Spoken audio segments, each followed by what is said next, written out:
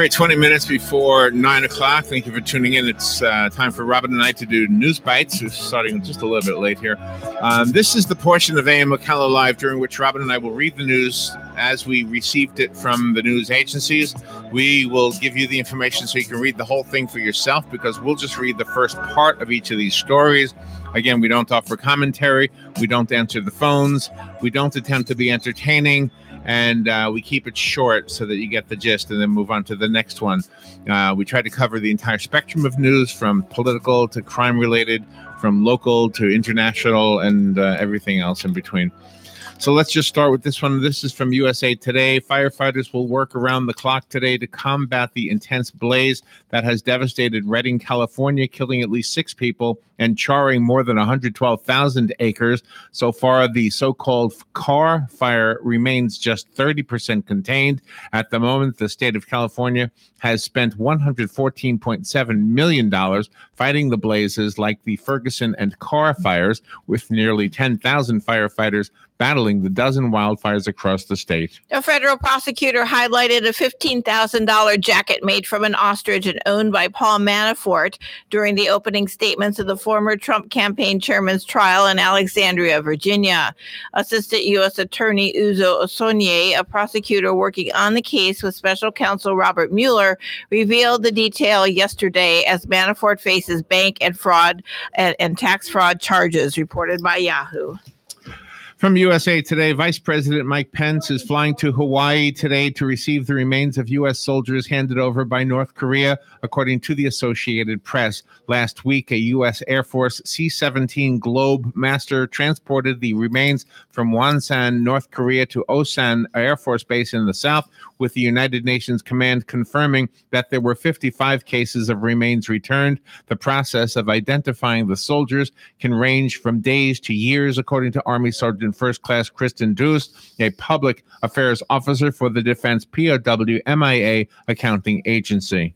2 sets of 24-year-old identical twins had their first date together. They became engaged at the same time and are now preparing to tie the knot in Michigan this weekend. Identical twins, Crystal and Castle Bevier, will marry Zach and Nick Lewin in Grass Lake on August 3rd and the 4th. Chrissy and Zach's wedding will be held on Friday. Cassie and Nick will be hitched on Saturday. The 4 will share their reception Saturday night. I'm in disbelief sometimes of just how everything happened, Nick said. Nick Lewin met first at Grand Valley State University 4 years ago in a psychology class. The professor had asked if there were any twins in the class. Cassie and Nick both raised their hands. Cassie and Nick invited their twins on their first date to church one Sunday, and Chrissy and Zach started dating shortly after. Nick and Zach Lewin proposed to the Beviers together on a trip last year to the Henry Ford Museum in Dearborn, Michigan. The couples plan to move in together into a 2-bedroom apartment in Fenton, reported by the Associated Press. It's National Avocado Day. Take 2. Chipotle said its free guacamole promotion yesterday was so popular that it broke the internet. As a result, the fast casual chain has extended the deal through today. The made-up holiday of the healthy fat fruit was founded in 2017 by California-based Model Meals delivery service and is held on July 31st. It shouldn't be confused with National Guacamole Day, which is September 16th. For those who are wondering, today's promotion will not require a coupon code. A man who was wearing a plastic bucket on his head when a large metal pin fell from Wrigley Field center field scoreboard during a Chicago Cubs game said he feels lucky to be alive. Kyle McAleer was sitting with his family and friends under the manual scoreboard when he was hit by 6 to 8 inch pins during last week's game against the Arizona Diamondbacks. The 20-year-old Iowa man said he began wearing the bucket with his family as a rally cap after he saw former Cubs player Starlin Castro wear one. McAleer said he put the bucket on his head about a half inning before the injury. He said he believes he might have been killed without it. It might have fractured my skull, he said. It definitely could have been fatal. I am extremely lucky. Cubs spokesman Julian Green said the incident occurred when a loose pin that rolled out of the scoreboard when a tile was being changed.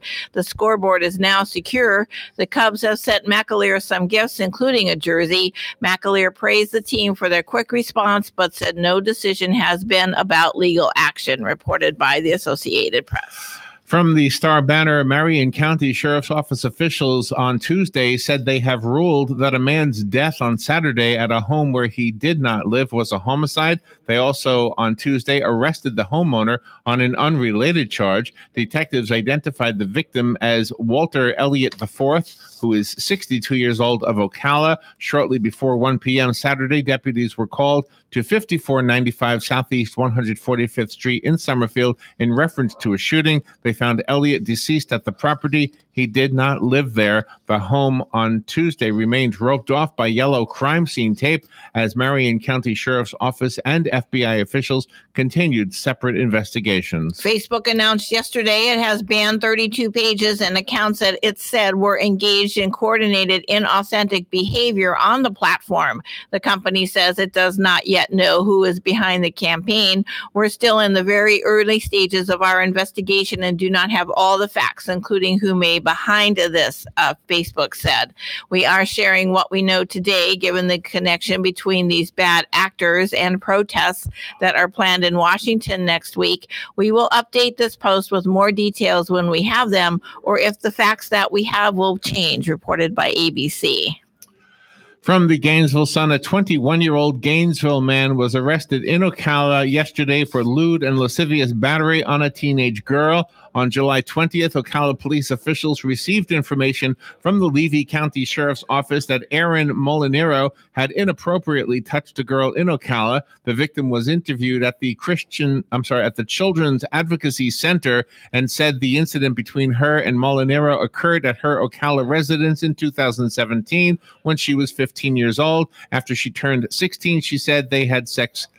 They twice had sex in Levy County and in Crystal River. On Friday, Ocala Police Department Detective Robert Brown called Molinero and asked to talk. Molinero said he would contact a lawyer before he would talk with Brown. Molinero arrived at the Ocala Police Department yesterday and was taken into custody. Apple made a whopping $11.5 billion in profit in its latest earnings report, boosting its stock to an all-time high in after-hours trading. Apple shares rose $197.15, an increase of 3.6% after the company reported earnings for its fiscal third quarter that ended June the 30th.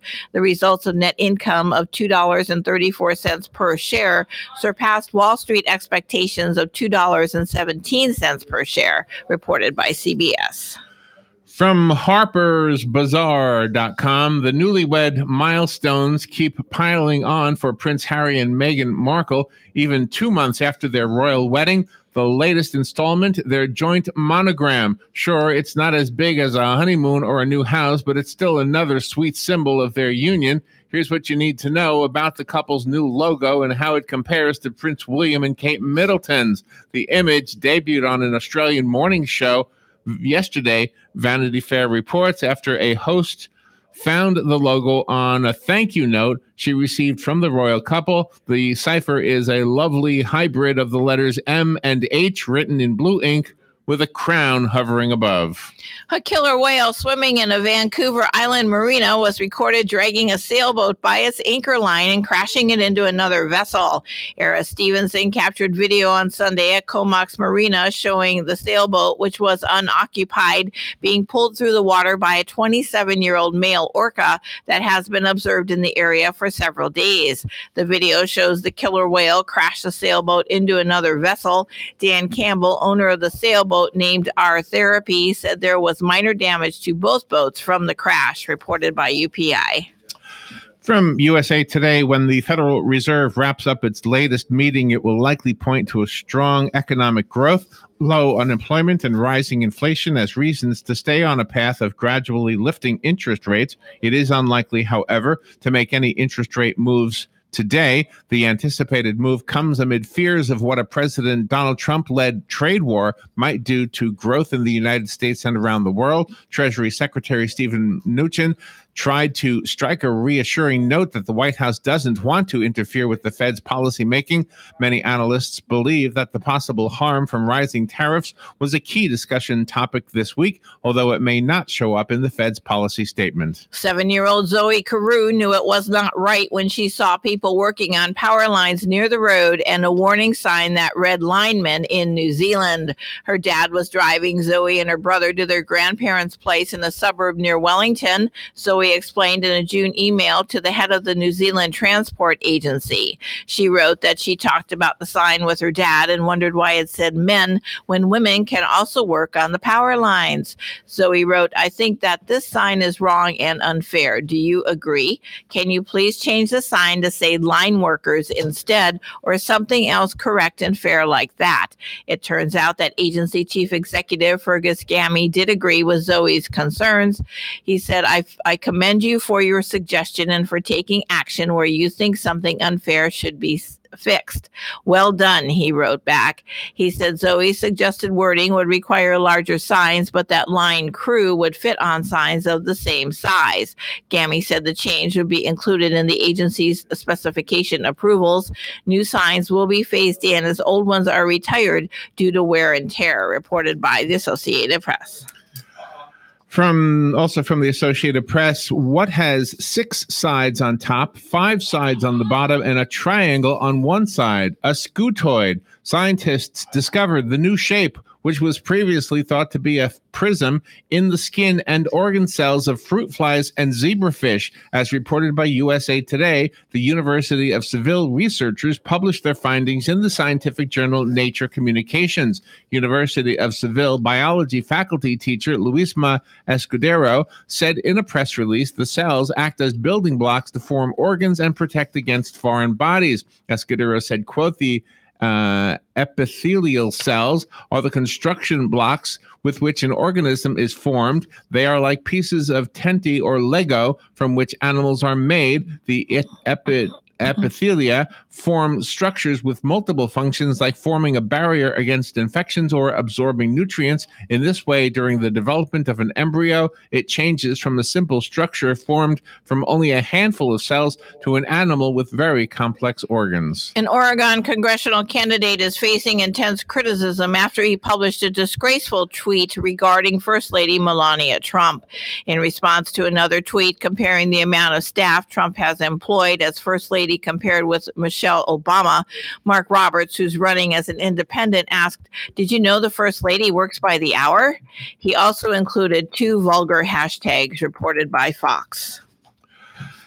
From the Associated Press, the U.S. Department of Commerce must decide by today whether to make permanent a tariff that newspapers say is crippling their industry as the price of newsprint rises. Imposed in March under the Trump administration, the levies impact the majority of the U.S. newsprint, particularly in the Northeast. Senate Minority Leader Charles Schumer has called for the Commerce Department to end the tariff, which has been met with bipartisan support. Specifically, lawmakers in New York fearful that the permanent tariff could jeopardize jobs in the state. Should the Commerce Department move to end the levies, it would eliminate the need for the situation to reach its final arbiter, the U.S. International Trade Commission, for a vote scheduled on August 28th. Investigators say they still don't know what happened to Iowa college student Molly Tibbetts, who vanished nearly 2 weeks ago from her hometown in Brooklyn, Iowa. At a news conference yesterday, a lead investigator said dozens of local, state, and federal agents are working to determine what happened to the 20-year-old. Kevin Winkler, director of investigative operations with the Iowa Division of Criminal Investigation, says they are working every lead and every tip that comes in. He said investigators have drawn no conclusions about what happened, but that her disappearing on her own is not consistent with her past, reported by CBS. From the Star Banner, Monroe Regional Medical Center has a new operator and a new name. Just after midnight, the deal to transfer the operating lease of the hospital from Community Health Systems to Adventist Health System closed. The 425-bed hospital off of Southwest First Avenue is now Florida Hospital Ocala, becoming the 28th hospital in the Florida Hospital Network. An attempt to raise a house on the pilings to avoid future damage had the opposite effect in Connecticut when the home was destroyed. A video video recorded in Milford shows a construction crew using heavy machinery to raise a house onto concrete and wooden pilings. The Schettino family, who owned the home, said the house was being raised to prevent future storm damage after it previously incurred damage during Hurricane Sandy and Irene. The footage shows the attempt go wrong when the house slips and crashes onto its side. Authorities determined the house was no longer safe and it was demolished after the accident, reported by UPI. From vulture.com, NBC has decided that whatever sexual abuse Chris Hardwick may have allegedly committed against his ex-girlfriend, it isn't bad enough to warrant them finding literally anyone else to host the third season of their game show, The Wall. And as Deadline is reporting, they've also decided there are literally no other human beings on planet Earth who could handle being a guest judge on America's Got Talent, so he's going to do that too. The move comes shortly after AMC also decided that this man is definitely someone who also needs to keep multiple jobs. But look, it's at least heartening to know that the lesson we apparently all took from the #MeToo movement is that we should always believe women unless it involves any amount of extra work. 8 candidates are competing in a bipartisan special election to replace Democrat Texas Senators Carlos Uresti, who stepped down in June after being sentenced to 12 years in prison on federal fraud charges. Uresti's term does not expire until 2020. His San Antonio district is heavily Democrat, but with such a crowded field, no candidate may win a majority, which will force a runoff, reported by U.S. News. From the Thomson Reuters news agency, a U.S. judge yesterday halted online distribution of gun blueprints for 3D printing, issuing an order blocking a settlement the Trump administration had reached with the company, which planned to put the plans online. U.S. District Judge Robert Lasnik in Seattle, Washington, said the blueprints publication could cause irreparable harm to U.S. citizens. 8 states and the District of Columbia on Monday filed a lawsuit against the federal government, claiming it acted arbitrarily in reaching a June settlement with Austin, Texas-based Defense Distributed to allow the nonprofit group to legally publish gun blueprints online. Pollster Ken O'Brien yesterday said a recent poll proves ride-sharing services are a somewhat privileged form of urban transportation. A recent Gallup poll shows 41% of the respondents who said that they use ride-sharing services make $90,000 or more per year, reported by The Hill.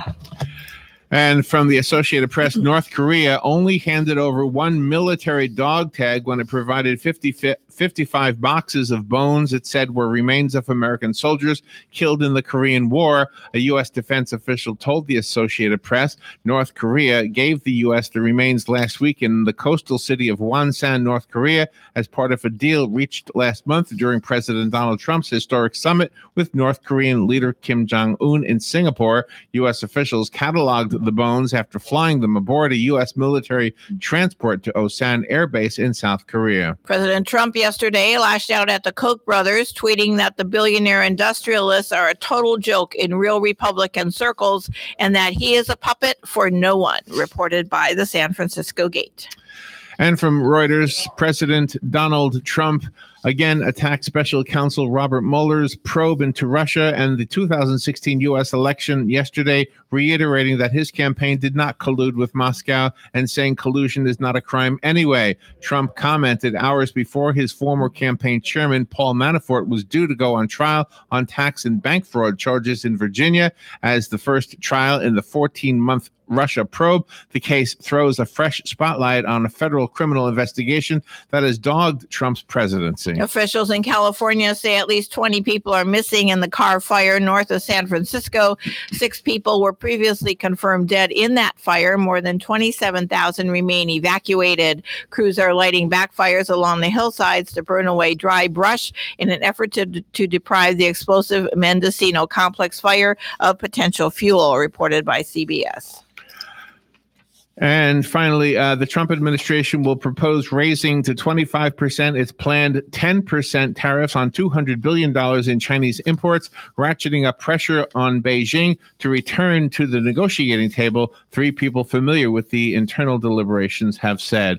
That's all the time we have for News Bites. We need to make room. We'll be right back in just a bit. How many stories today? 30. We'll be right back. This is The Source, WOCA Ocala.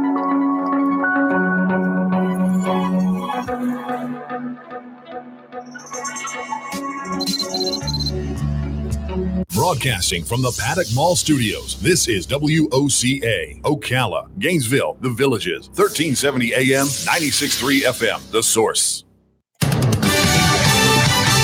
Fox News Radio, I'm Lillian Wu. The firefighting continues round the clock against Northern California blazes, one of the most destructive, the so-called car fire, now about 30% contained. Not enough rain forecast in those areas, but plenty in places already hard hit. Rain in the forecast across the East Coast. Flash flood watches and warnings posted from Florida all the way up towards the Northeast. And, my friends, we could see the potential for severe storms as well. Fox meteorologist Janice Dean. The vice president is in Honolulu awaiting an important arrival. 55 boxes of what's believed to be the remains of soldiers killed during the Korean War are on their way to Hawaii after a ceremony in South Korea. The boxes are covered in UN flags. Defense Secretary Jim Mattis has pointed out 17 nations fought in the Korean War under UN command. Fox's Rachel Sutherland, the vice president, is the son of a Korean War vet. Fox News, we report, you decide. If you wear a denture, are you sure your breath is clean and fresh? Try Polident. It's specifically designed to clean a denture because it's tough on odor-causing bacteria, but gentle on the denture itself. Polident has a 4-in-1 cleaning system with 4 powerful ingredients that work together to deep clean your denture. It kills 99.99% of odor-causing bacteria in laboratory testing and helps to remove stains. Feel confident and clean every day with Polident. Available at Walmart for a low price every day. Make your home an ADT home and help protect against break-ins, fire, and carbon monoxide. Get our lowest rate for fast response monitoring, starting at just $28.99 a month. That's about $1 a day from the most trusted name in home security. Get ADT's tested, trusted, and proven security and service, now at a great value. Don't wait. Call today. ADT. Always there. Now everywhere. Requires 36-month monitoring contract. Early termination, taxes, and install fees apply. Certain markets excluded. See terms and pricing at ADT.com. Here is your 1-minute news brief. President Trump was in Tampa yesterday promoting vocational and technical schools and offering support for Rick Scott and Ron DeSantis.